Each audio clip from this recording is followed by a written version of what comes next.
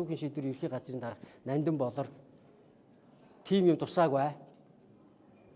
Тийм имжлэгдэхгүй байгаа гэсэн ийм хариулт өгсөн.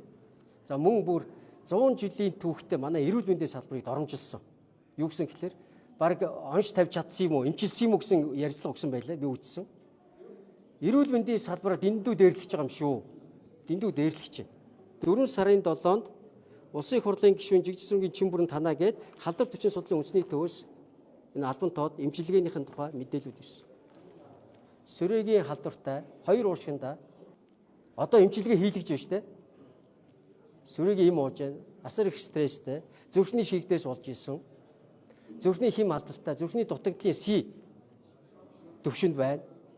Дээрээс нь чихрийн шижин 2 дугаар хэлбэрийн чихрийн шижин хүндэрсэн, судсанд өөрчлөлт орсон. Стент тавилсан юм байна. Сүрээгийн тусламж үйлчилгээ үзүүлэх журам заавар батлах тухай гээд 24 оны 1 сарын 29 Чин зориг сайд багта баталсан журам байна. Цагдан хорих 461-р хорих ангид с жигтэн ялтан очисон тохиолдолд хамгийн түрүүнд сүрээгийн үйлчлэг шууд хийнэ гэсэн байгаа шүү дээ. Нандин Болроо хурандаа та надад хариулаад өгч. Анх хэвтэгтэн та сүрээ байсан уу гэдгийг шалгасан юм уу? Өнгөрсөн оны наадмын үеэр 23 настай залуу 20 ангид байж байгаа 3 дахь эмнэлэгт очиод нас барсныг та бүхэн санаж байна уу? Хоригдсон залууг олгоо өвчтөө тэр нь задарчлаа.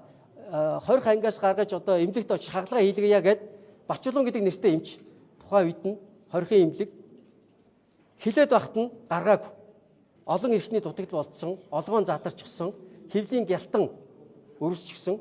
Тэгээ тэр үннийг хийсэн тангарахтай үнж байсан эмчийг сарын өмнө ажлаас нь халсан байгаа шүү дээ. Бачулуун гэдэг эмчийг бид ажиллаа шударга хийж байгаа шүү эмч нар.